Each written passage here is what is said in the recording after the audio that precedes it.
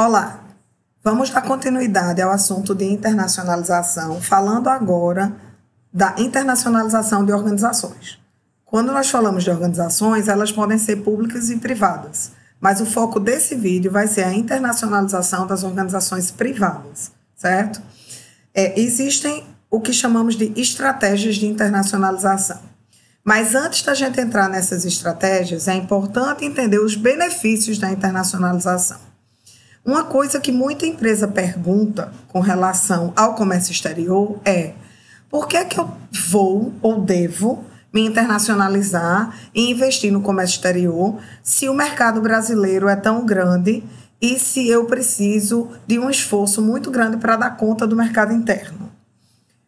A internacionalização, que seria a exportação e importação, ela tem uma série de benefícios. Por exemplo, ela vai abrir a sua empresa para tecnologias e conhecimentos diferentes do seu.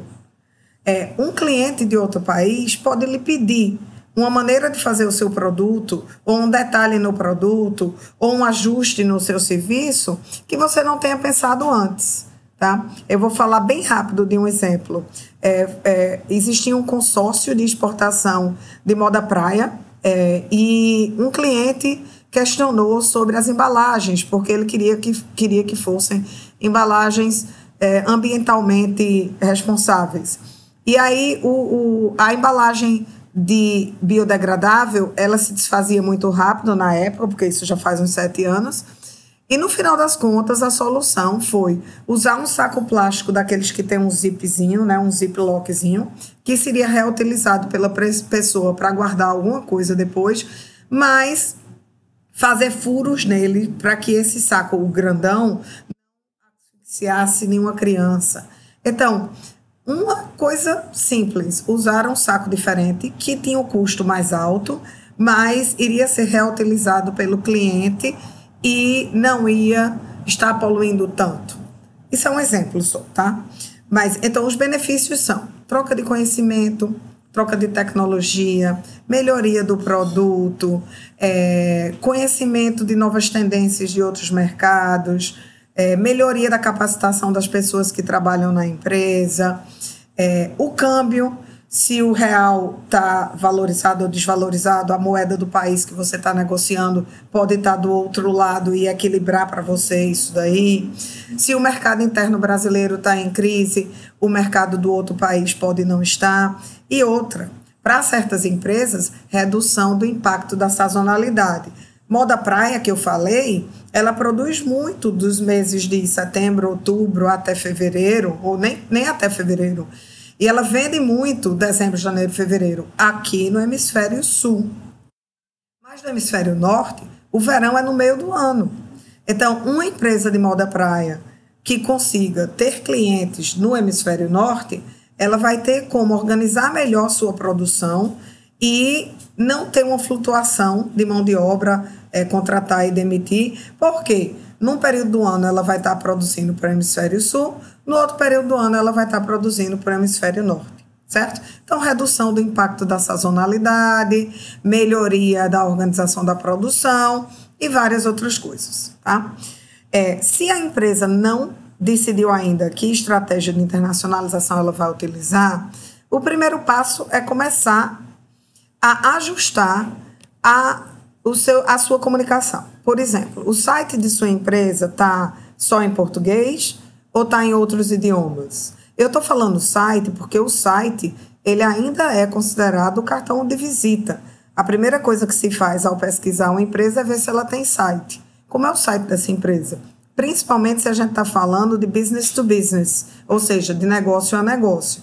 Eu sei que as redes sociais, Facebook, Instagram, LinkedIn funcionam, mas no âmbito de mercado profissional, a primeira coisa que quem está pesquisando faz é ir verificar o site da empresa, tá? Principalmente para aspectos técnicos, linha de produto, detalhamento do produto, porque no site ela acha isso de uma forma bem mais organizada do que nas redes sociais, certo?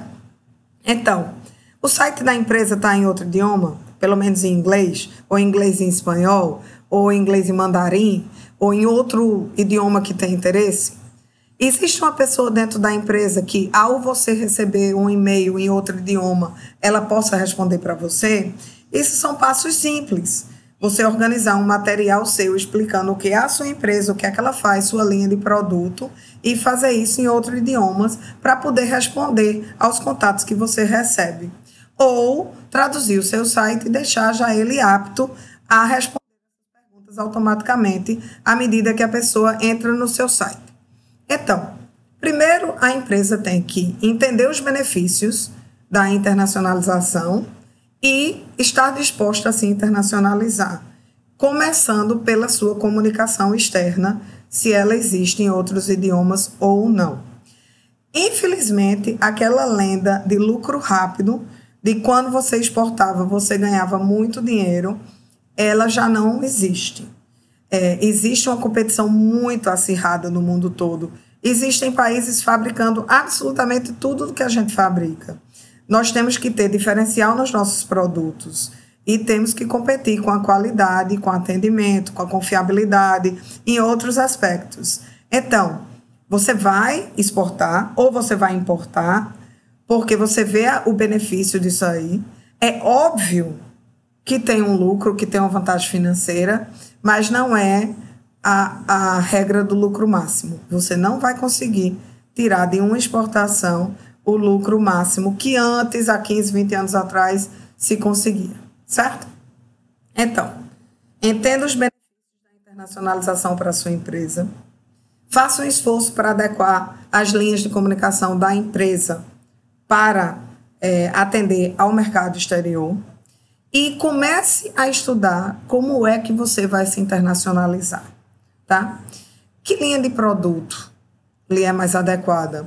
Que outros mercados? Então, um segundo passo, depois de você adequar as suas comunicações e o material de sua empresa a outros idiomas, seria fazer uma pesquisa de mercado. Não tem como exportar tudo para o mundo todo. O mundo é muito grande e cada país tem uma lei e exigências específicas para aquele país. Por exemplo, eu trabalhei há alguns anos na empresa de bebidas alcoólicas. Cada país tem uma regra quanto ao rótulo que vai na bebida. Em alguns países você coloca em ml, 750 ml. Em alguns países você coloca em CL, 75 CL. Em alguns países você tem que colocar em litros, 0,75 litros. O tamanho da fonte que vai na etiqueta, no rótulo do produto, tem países que exigem que a fonte seja 16, outros 14, outros 12. Então, você vai ter que adequar certas coisas do seu produto para cada país que você for exportar. Então, não é um processo que vai acontecer da noite para o dia. Você vai ter que ter um planejamento. Pense qual país que você acha, pense e pesquise, né? Qual o país que você acha que teria mais mercado para o seu produto ou serviço? E aí vem uma outra dica ou pergunta. Você acha que é melhor exportar para um país onde não tem o seu produto e serviço? Ou você acha melhor exportar para um país onde já existem concorrentes seus? O que é que você acha? A resposta vai depender de qual o seu orçamento de marketing. Se você identifica um país que não tem seu produto ou serviço, mas que a população está propensa a aceitar esse produto e serviço, e você tem uma verba de marketing boa para investir numa campanha de conscientização e de informação sobre os benefícios do seu produto ou serviço, então ótimo, vá para um país onde não tenha concorrentes. Mas, se essa sua verba, orçamento de marketing não é grande, o mais certo, o mais acertado é você ir para um país onde já tem um concorrente seus. Por quê? Se tem concorrente, tem mercado. Tá? Então, você faz a pesquisa de mercado, você identifica um ou dois mercados internacionais que estejam mais propensos a aceitar o seu produto e você começa a fazer um plano de internacionalização, um plano de prospecção de mercado para esses países ou mercados específicos. Por que é que eu falo mercado? Eu quero exportar para os Estados Unidos. Os Estados Unidos é muito grande. Você vai exportar para que área dos Estados Unidos? Você vai para Nova York, você vai para Califórnia, você vai para a Flórida. Então, não necessariamente você precisa exportar para um país todo ao mesmo tempo. Você escolhe um país para entender as leis, a legislação e as regras de entrada do seu produto ou serviço naquele país, e depois você identifica uma região dentro do país, tá? Então, entenda os benefícios da internacionalização para a sua organização, adeque a sua comunicação externa para o mercado exterior e faça uma pesquisa de mercado. Existem vários consultores e empresas que fazem esse serviço, mas você pode fazer também. Hoje em dia nós temos a Apex Brasil, agência promotora de exportação do Brasil, que é uma fonte riquíssima de informação.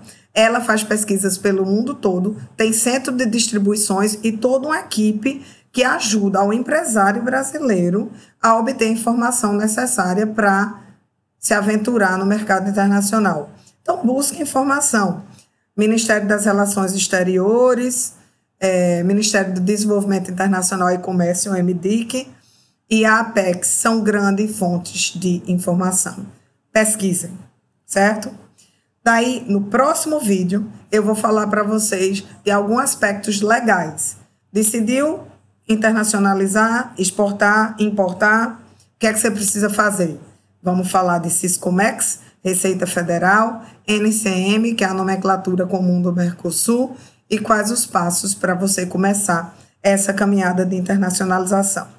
Então, tem mais um vídeo falando dos aspectos burocráticos e necessários para você se internacionalizar, e depois um outro vídeo falando das estratégias de internacionalização, que só dando uma adiantada no assunto, um spoiler, né? As estratégias de internacionalização, elas são exportação, importação, contrato de manufatura, que é um contrato de produção que você faz a terceirização da sua produção em outro país, licenciamento de marca, licenciamento de produto. Você pode fazer uma joint venture, que é uma aventura conjunta com outra empresa, que também a gente vai ter que explicar o que é. Franquias, você já sabe o que é uma franquia, agora qual a complicação para ser uma franquia internacional, certo? E aí vem, quando você abre uma subsidiária em outro país, que quando a sua empresa é aberta em outro país não é chamada de filial, mas de subsidiária, e quando você tem subsidiárias em 2 ou mais países, você tem uma multinacional. O que é uma multinacional? Quais as características dela?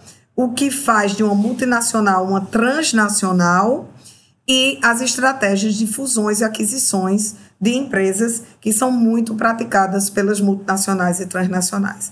Estamos começando agora esse assunto, temos mais pelo menos 2 vídeos sobre eles. Vamos em frente, pesquisem, visitem os sites que eu mencionei e até breve.